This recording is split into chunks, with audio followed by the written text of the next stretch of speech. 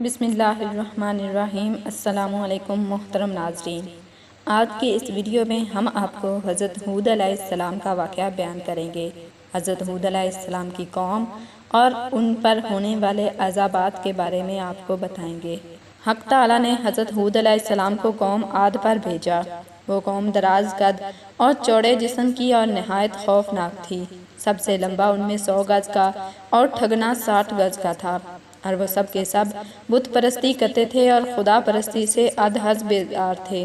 اور وہ سب کے سب بت پرستی کرتے اور خدا پرستی سے ازحد بیزار تھے، اور وہ سنگ کو تراش کے پہاڑوں میں اپنے مکان بناتے تھے، اور وہ اپنی تنگ نظری اور سنگ دلی سے بتوں پر ایمان لاتے تھے۔ مگر ان میں سے ایک فرقہ ایمان لایا تھا، اور وہ ان کافروں کے خوف سے اپنا ایمان چھپاتا تھا۔ جب حضرت ہود علیہ السلام کے پند و نصیحت حد سے زیادہ ہوئے تو سب کافر حضرت ہود علیہ السلام کو ایذا دینے کے لیے آمادہ ہو گئے۔ جو لوگ ان پر ایمان لا چکے تھے انہوں نے حضرت ہود علیہ السلام کو اس بات کی اطلاع دی، تو حضرت ہود علیہ السلام نے جناب باری میں ان کفاروں کے واسطے بد دعا کی۔ اس بد دعا کے نتیجہ میں برسات موقوف ہو گئی اور زراعت سوکھ گئی۔ تقریباً 7 برس تک وہ کافر قحط کی بلا میں گرفتار ہوئے، بھوک و پیاس کے مارے اپنی زندگی سے بیزار ہوئے۔ حضرت ہود نے ان لوگوں سے بہت شفقت و محبت سے فرمایا کہ تم لوگ سب ایمان لے آؤ اور اپنے آپ کو دنیا کی آفت اور قیامت کی آتش سے بچاؤ، اور یہ سب آفتیں تم کو جو پہنچ رہی ہیں وہ تمہارے کفر کی وجہ سے نازل ہوئی ہیں۔ وہ بت پرستی خدا کے نزدیک سب سے برا کام ہے، اس سے بچو۔ اور وہ لوگ ہمیشہ ہود علیہ السلام سے بڑی بے ادبی اور گستاخی سے بات کرتے تھے کہ ہم تمہارے کہنے سے اپنے بتوں کی پرستش نہیں چھوڑیں گے اور اپنے دین باطل سے کبھی منہ نہ موڑیں گے۔ اور اس زمانے کا یہ دستور تھا کہ جس پر کوئی بڑی مشکل آتی وہ سخت مہم میں مبتلا ہو جاتا تو وہ حرم میں مکے میں جا کر التجا کرتا اور جناب الہی میں نہایت عاجزی کرتا، لہٰذا اس کی دعا قبول ہوتی تھی۔ ان دنوں ایک قوم مکے میں رہتی تھی اور اپنے تئیں شریف اور رئیس مکہ اور سردار مکہ کہلاتی تھی۔ جب لوگ قوم کے ان بلاؤں میں گرفتار ہوئے تو ان میں سے 70 رئیسوں نے مکہ جانے کا ارادہ کیا، اور وہ سب جانے کے واسطے تیار ہو گئے۔ ساری قوم نے ان کو یہ وصیت کی کہ مکے میں جا کر دعا استسقاء بران رحمت مانگنے کی ہر شخص کوشش کرے۔ جب یہ لوگ اپنی مسافت منزل پوری کر کے مکہ پہنچے اور وہاں جا کر معاویہ ابن بکر کے گھر میں اترے تو وہ ان سب لوگوں کے واسطے طعام شراب کی ضیافتیں کرنے، مجلس عیش و عشرت میں گانا سنوانے لگے۔ تو یہ لوگ اپنی بھوک پیاس اور مصیبت کو دیکھ گئے کہاں کی دعا اور کہاں کا استسقاء، وہ سب کے سب دن رات راگ اور گانا سننے لگے۔ ادھر ساری قوم نے حضرت ہود علیہ السلام سے کہا، اے ہود علیہ السلام، ہم تیرے خدا کو ہرگز نہیں مانیں گے اگر تو ہم کو ڈراتا ہے عذاب سے تو کم از کم ہم کو اپنے خدا تو دکھا، وہ کیسا ہے جو ہم پر عذاب لائے گا، اور اگر تو نے ہم کو اپنے خدا کو نہ دکھایا تو پھر ہم تجھے ضرور مار ڈالیں گے۔ یہ باتیں سن کر حضرت ہود علیہ السلام نے اپنے خدا کی درگاہ میں تضرع کیا اور کہا کہ خدایا مجھے ان کے ظلم سے بچا، کیونکہ مجھے ان کے ساتھ لڑنے کی طاقت نہیں، شاید یہ لوگ مجھے مار ڈالیں گے۔ اس قوم کے سردار کا نام عاد تھا۔ اس کے زمانے سے زمانہ طوفان تک 700 برس گزرے تھے، اور قوت اس کی اس قدر تھی کہ اگر پتھر پر پاؤں مارتے تو اپنی جانوں تک اس میں گھس جاتے، لیکن سب کے سب نافرمان تھے اور اپنی زبانوں سے یہ کہتے تھے، من اشد منا قوتاً، ترجمہ یعنی کون ایسا ہے پردہ زمین پر کہ ہم سے قوت زیادہ رکھتا ہو۔ جناب باری تعالیٰ سے حکم ہوا، ایک حدیث میں ہے کہ اے ہود علیہ السلام، وہ 70 آدمی جو تجھ پر ایمان لائے ہیں ان کو اپنے ساتھ لے کر پہاڑ پر جا رہو۔ تب حضرت ہود علیہ السلام ان کو لے کر پہاڑ پر چلے گئے اور کہا، اے قوم، اب تم کو ہوا ہلاک کرے گی اور تم پر غضب الہی ان قریب آئے گا۔ اور وہ بولے، کون ایسی ہوا ہے جو ہم پر غالب ہوگی؟ تب خدا تعالیٰ نے حضرت ہود علیہ السلام سے ارشاد فرمایا کہ اپنی قوم سے کہہ دو، ترجمہ اے میری قوم، اپنے گناہ بخشواؤ اپنے رب سے اور پھر اپنے آپ کو رجوع کرو اسی کی طرف، تاکہ تم پر چھوڑ دے آسمان سے دھاریں اور زیادہ سے زیادہ تم کو دے، اور نہ پھر جاؤ تم گناہ گار ہو کر۔ کافروں نے کہا کہ ہم تو توبہ نہیں کریں گے اور ہم تم کو اس کا رسول تسلیم کریں گے۔ پس ایک قوم کو بھیجا کہ مکے میں جا کر پانی طلب کریں۔ پس اس قوم میں سے 6 آدمی مکے کو گئے، ان میں سے صرف 2 شخص مسلمان تھے، لیکن دین اپنا چھپائے رکھے تھے، اور ان دونوں کا نام مزیر اور لکیم تھا، اور ان کے سردار کا نام کیل تھا۔ یہ 70,000 آدمی لے کر مکے کو گئے۔ مزیر نے ان سے کہا کہ جب تک تم حضرت ہود علیہ السلام پر ایمان نہ لاؤ گے، اس وقت تک تم پر باران کا برسنا موقوف رہے گا۔ یہ بات مزید کی سن کر سب نے اس کو جھٹلایا، اور اس کے بعد مزید اور لکیم نے کہا، یا الہی، یہ لوگ تیری رحمت کے قابل نہیں، تو ہماری حاجتیں پوری کر۔ بارگاہ الہی سے آواز آئی کہ کیا مانگتا ہے؟ مانگ۔ مزید نے کہا، یا الہی، میں قیامت تک دنیا میں بھوکا نہ رہوں۔ حکم ہوا کہ میں نے تیری حاجت یہ پوری کر لی۔ بعد لکیم نے کہا، یا الہی، 7 دفعہ کی عمر چاہوں، بطنن بعد بطن، 3000 برس تک زندگانی کروں۔ حکم ہوا، میں نے تجھے بخشی۔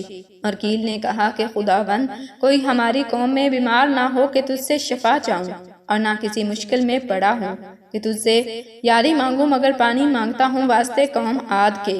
اتنے میں 3 ساعت کے اندر برسا، سفید، سیاہ اور سرخ پیدا ہوا، اور آواز آئی کہ عقیل، ان 3 میں سے جس کو چاہے اختیار کر۔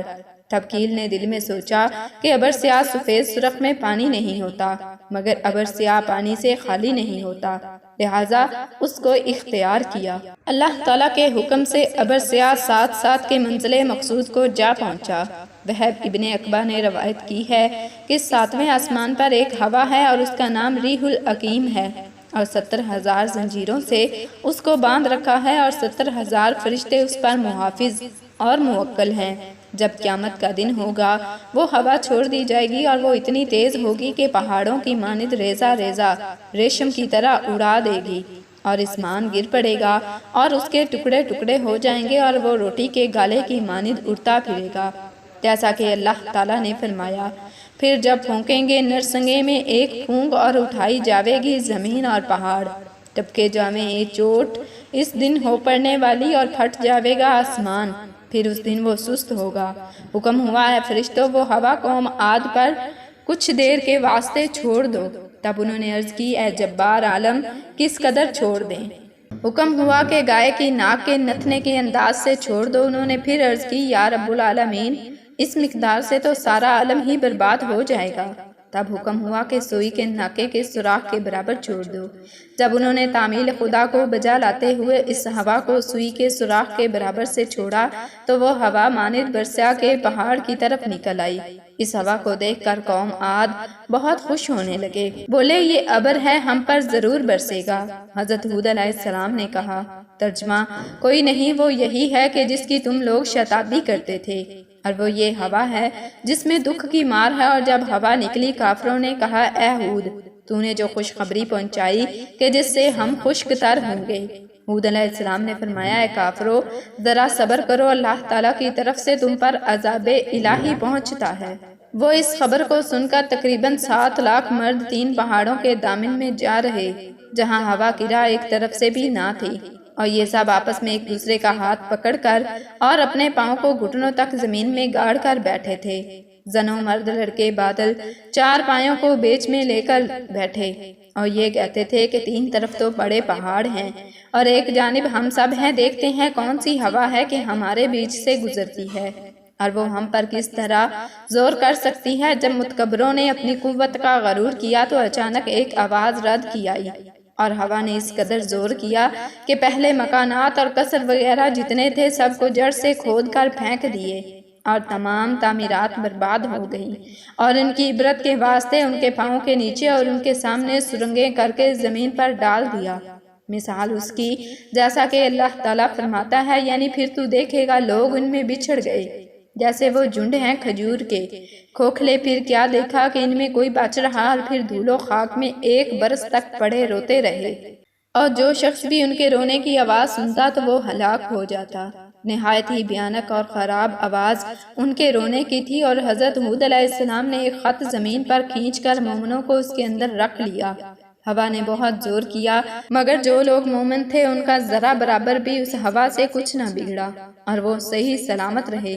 سچ کہا ہے کہ جو شخص اللہ کا ہو جاتا ہے تو پھر اس کا بھی اللہ ساتھی ہوتا ہے۔ بعد ازاں ہود علیہ السلام مومنوں کو اپنے ہمراہ لے کر جوہم کے پاس گئے، اور کہا کہ عذاب الہی تو نے دیکھا؟ اس نے کہا ہاں۔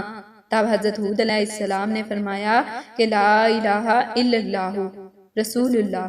وہ ملعون بولا کہ جب تک کہ تو اس قوم کو زندہ نہ کرے گا اس وقت تک میں تجھ پر ایمان نہ لاؤں گا۔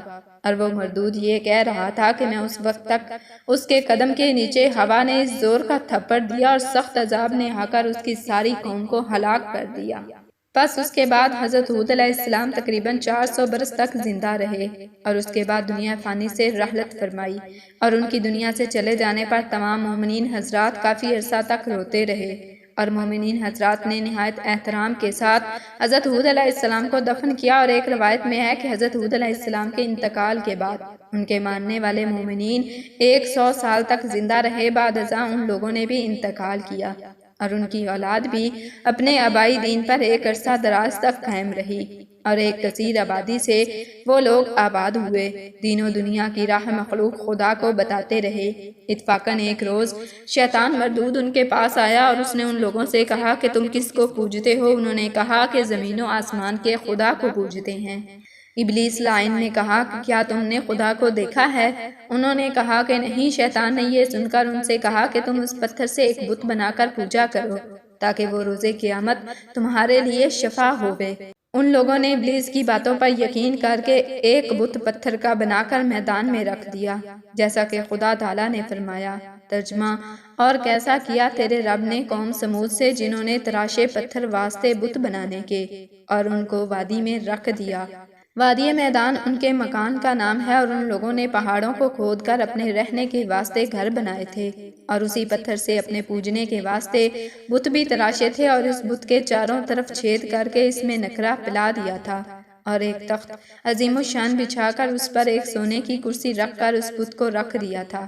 بعد ازاں ابلیس نے کہا کہ تم سب اس کو سجدہ کرو، اور ابلیس کے کہنے سے سب لوگوں نے سجدہ کیا، اور وہ سب کافر ہو گئے، اور اسی جگہ ایک گنبد عظیم الشان بنا کر اسے معبد خانہ قرار دیا۔ نعوذ باللہ۔ بعد ازاں اللہ نے ایک مچھر کو بھیجا، اس نے اس گنبد کو چھید کر کے بت کے اندر جا کر خرطوم اپنا اس کے سر میں چبو کر کرسی سمیت اس کو اٹھا کر دریائے محیط میں ڈال دیا۔ تمام کافر یہ حال دیکھ کر بہت متحیر اور پریشان ہوئے اور کہنے لگے کہ اب ہم کس کو پوجیں گے؟ بعد ازاں خدا تعالیٰ نے اس قوم کی طرف حضرت صالح علیہ السلام کو بھیجا۔ بعد قصہ حضرت ہود علیہ السلام کے قصہ شداد العین کا تحریر کریں گے، کیونکہ شداد العین بھی حضرت ہود علیہ السلام کے زمانے میں تھا۔ اسی وجہ سے حضرت ہود علیہ السلام کے بعد ہماری اگلی آنے والی ویڈیو شداد العین کی بارے میں ہوگی، تو آپ سے گزارش ہے کہ ہمارے ساتھ جڑے رہیے۔ ہماری یہ ویڈیو پسند آئی تو ویڈیو کو لائک کر دیں، چینل کو سبسکرائب اور کمنٹ سیکشن میں اپنی قیمتی رائے کا اظہار ضرور کیجیے۔ جزاکم اللہ خیراً کثیرا۔